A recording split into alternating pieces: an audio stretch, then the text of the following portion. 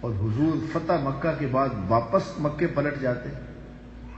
مکہ سے ہجرت کر کے کچھ اسباب کی وجہ سے حضور وہاں سے آئے تھے، ورنہ جب حضور شہر مکہ کو چھوڑ رہے تھے تو حضور پہلے کعبۃ اللہ کے پاس آئے اور کہا اے کعبہ تیری بڑی عظمت ہے اور میں کبھی بھی اس شہر کو نہ چھوڑتا اگر ان لوگوں نے جو ہے وہ یہ حالات نہ پیدا کر دیے ہوتے. تو شہر مکہ کو چھوڑنے کو کس کا جی چاہے؟ ام القری، بستیوں کی ماں اور اللہ کا گھر، حرم الہی.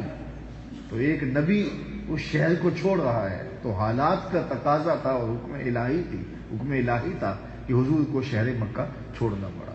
اور حضور نے فرمایا میں کبھی نہ چھوڑتا، اور آنکھیں اشک برسا رہی تھی.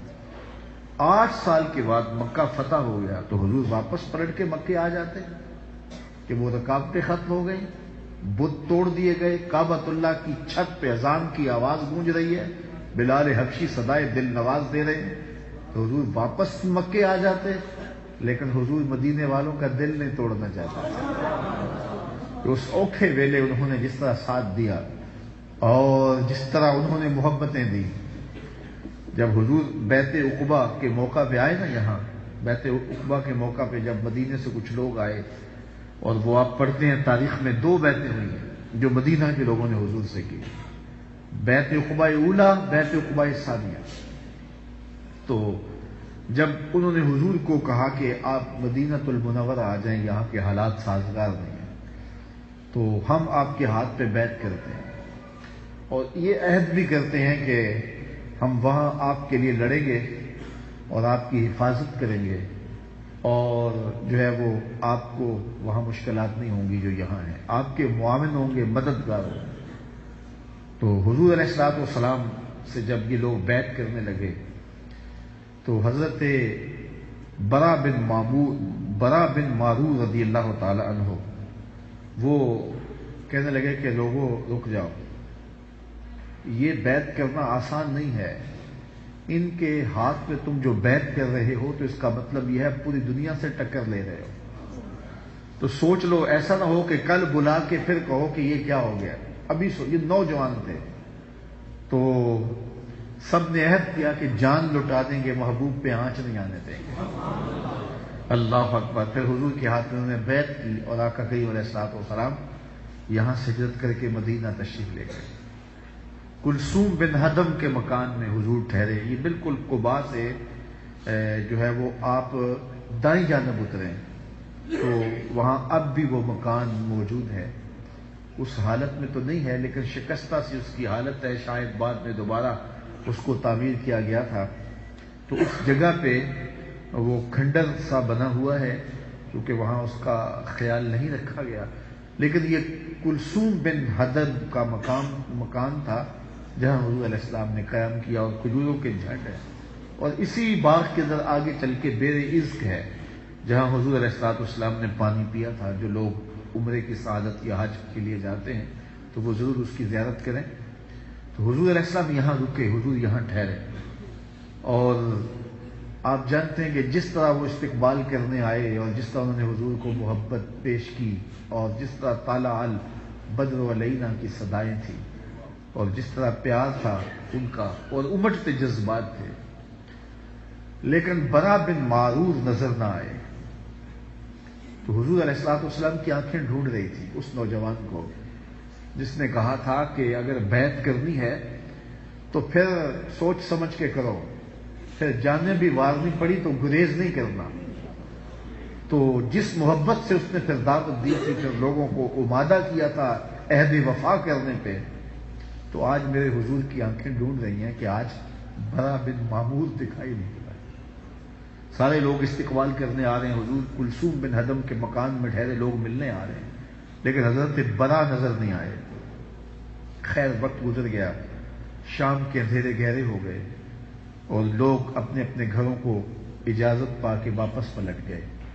آقا کریم سے کہا گیا کہ حضور ہم جو ہے وہ آپ کے آرام کا خیال کرتے ہوئے، دل تو نہیں چاہ رہا لیکن ہم آپ سے جدا ہو رہے ہیں، آپ سفر سے آئے ہیں تو آپ یہاں آرام کریں. تو آقا کریم علیہ الصلوۃ والسلام وہاں آرام کرنے کے لیے چلے گئے، لیکن حضور کو نیند نہ آئی. آقا کریم مکان سے نیچے اترے اور میری آنکھیں وہ کھجور کا درخت ڈھونڈتی تھیں. ایک کھجور کے درخت کے نیچے حضور آ کے کھڑے ہو گئے. دور سے ایک شخص گھوڑے پر سوار آ رہا تھا اور اس نے نقاب کیا ہوا تھا. تو حضور نے کہا ہو نہ ہو یہ برا بن معمور کیوں نہ ہو. اور جب وہ قریب آیا تو اس نے نقاب الٹا تو وہ حضرت برا بن معمور ہی تھے. تو برا بن معمور نیچے اترے اور حضور سے لپٹ گئے اور آنکھوں سے آنسو ہیں. تو حضور نے فرمایا کہ برا میں صبح سے آپ کا انتظار کر رہا ہوں. لوگ مجھے ملنے آتے تھے لیکن میں دیکھتا تھا آپ نہیں ہیں. عرض کی یا رسول اللہ میں نے سارا دن تڑپ کے گزارا ہے لیکن میں آ اس لیے نہیں سکا کہ جاہلیت کے زمانے میں اس قبیلے کا ایک شخص میرے سے قتل ہو گیا تھا اور اس وجہ سے اس علاقے میں مجھے آنے پر پابندی عائد کر دی گئی. لیکن اب جب اندھیرا گہرا ہو گیا تو مجھ سے گوارا نہ ہو سکا تو میں نے نقاب ڈالا اور ادھر آ نکلا کہ چلو حضور کو نہیں دیکھوں گا جس مکان میں حضور ٹھہرے ہوں گے اس مکان کو ہی دیکھ آتا ہوں. لیکن نبی اتنا لجپال ہے برا بن معرور کے انتظار میں پہلے کھڑے ہوئے ہیں. تو حضور نے یہاں قیام کیا اور محبتیں ان لوگوں کی جو تھی اور ان کا جو پیار تھا اور پھر جس شوق و وارفتگی میں اہل مدینہ نے حضور کا استقبال کیا وہ نغمے آج بھی کانوں میں گونجتے ہیں. طالع البدر علینا من ثنیۃ الوداع وجب الشکر علینا ما دا للہ داعی. وہ کیا عقیدتوں کا ہجوم تھا اور کیا محبتیں تھیں. حضور کی جب سواری گزرتی ناکا جس پہ حضور تشریف فرما تھے تو یہ آگے بڑھ کے کہتے ہیں ہلما الینا یا رسول اللہ الی العدد والعدۃ والمنع. حضور ہمارے گھر آ جاؤ, ہمارے گھر بڑے کھلے ہیں, 4 لوگ آئے تو ہم سنبھال بھی لیں گے, ہمارے پاس اسلحے ہیں, کسی نے حملہ کیا توڑ بھی دیں گے. لیکن حضور فرماتے خلو سبیلی ناقتی معمورۃ من اللہ, میری اونٹنی اللہ کے حکم کی پابند ہے, اس کی راہیں چھوڑ دو. پھر لوگ چھوڑ دیتے اور پھر حضور آگے بڑھتے. دوسرا قبیلہ آتا تو وہ بھی عرض کرتے حضور ہمارے گھر آ جائیے, ہمارے گھر بڑے کشادہ ہیں. اور جب حضور بنو نجار کے محلے سے گزرے تو یہ حضور کے ننیال کا محلہ تھا. انہوں نے جو لفظ کہے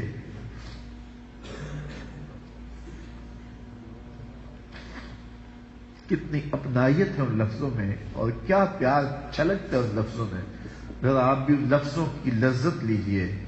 سبل الہدا والرشاد کے اندر امام صالحی نے اللہ ان کی قبر پہ رحمت نازل کرے, انہوں نے وہ لفظ نقل کیے کہ جو حضور کے ننیال کے لوگوں نے حضور کی خدمت میں عرض کیے ہلم الی اخوالک یا رسول اللہ الی العدد والعدۃ والمنع. کہنے لگے حضور ادھر تو آ جاؤ, یہ تو آپ کے ماموں کے گھر ہیں, یہ تو آپ کے ننیال کا محلہ ہے. لیکن حضور نے اونٹنی کی مہار اس کی گردن پہ ڈال دی اور کہا خلو سبیلی, میری راہیں چھوڑ دو. ناقتی معمورۃ من اللہ, میری اونٹنی اللہ کے حکم کی پابند ہے. پھر کیا ہوا کہ سہل اور سہیل 2 یتیم بچوں کی جگہ تھی اور خالی پڑی ہوئی تھی اور اہل مدینہ یہاں کھجوریں خشک کر کے چھہارے بنایا کرتے تھے. اونٹنی جا کے وہاں ٹھہر گئی. اونٹنی کو اٹھایا گیا تو پھر رک گئی, پھر اٹھایا گیا تو پھر بیٹھ گئے. قریب ترین مکان تھا حضرت ابو ایوب انصاری کا. وہ اٹھے اور اب حضور کی سواری سے سامان اتارنے لگے اور عرض گزار ہوئے حضور اونٹنے کو اب تو نہ اٹھائیے, اب تو میرے بخت جاگ پڑے ہیں.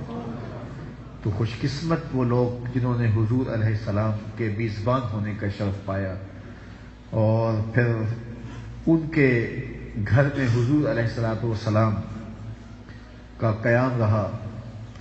کلثوم بن حدم ہوں, حضرت ابو ایوب انصاری ہوں یا دیگر انصار مدینہ, اللہ ان پر بے پناہ رحمت نازل کرے. تو فتح مکہ جب ہو گیا 8 ہجری کو تو حضور واپس تشریف لے جاتے مکہ المکرمہ میں. میاں جس وجہ سے میں آیا تھا وہ وجہ ہٹ گئی ہے, اب مکہ فتح ہو گیا ہے تو میں واپس چاہتا ہوں.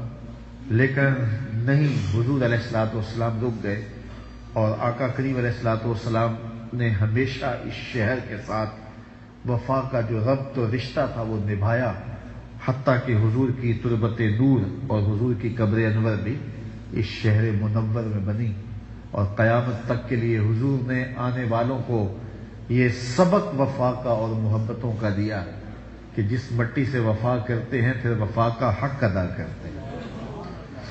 تو یہ شہر اب عزتوں کا وہ ظرف قرار پایا اور وہ مقام رفیع بنا کہ علماء فرماتے ہیں کہ کائنات میں سب سے افضل کوئی شہر ہے تو وہ شہر مدینہ ہے۔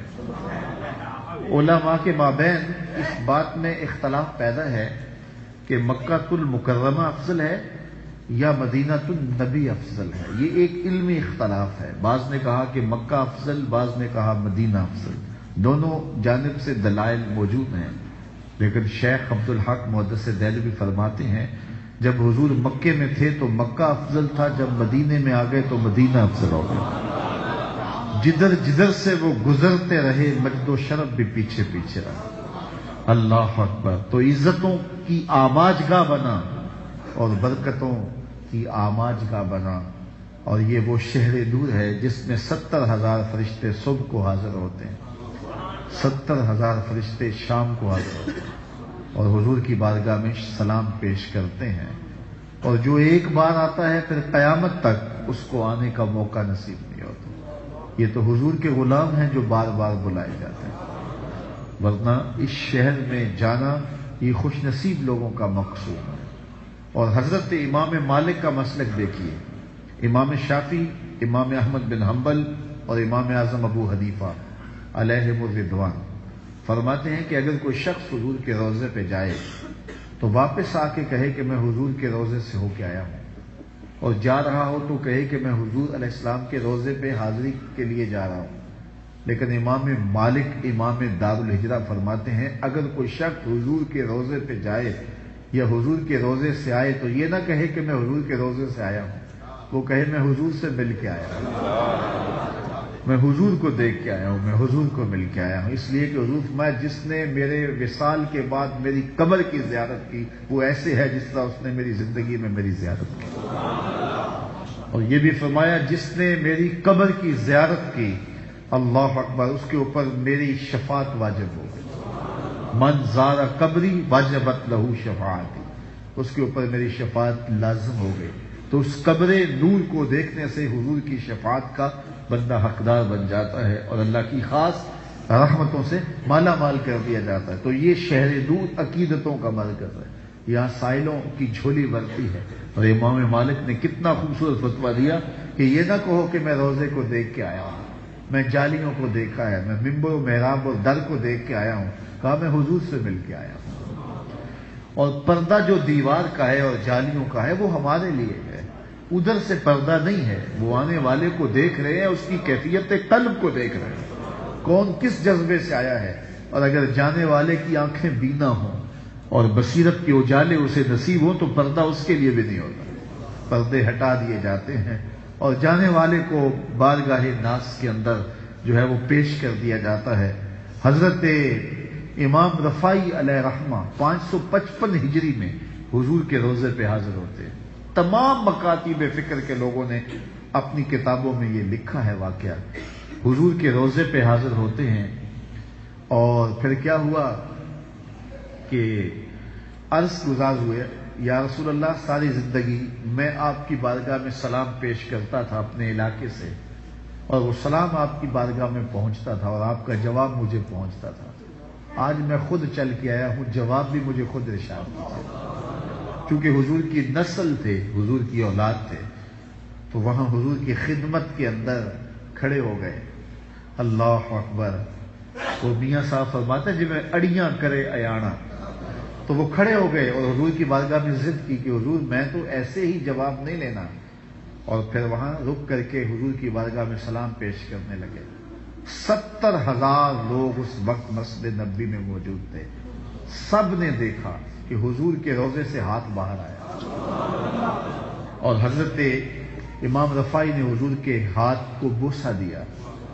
حضرت غوث اعظم الشیخ عبد القادر جیلانی علیہ رحمہ فرماتے ہیں اتفاق سے اس دن مسجد نبوی میں بھی موجود تھا، اور کہا امام رفاعی کے لیے جو حضور کا دست انور روضہ انور سے باہر آیا، قبر انور سے باہر آیا، اس کی زیارت میں نے بھی کی۔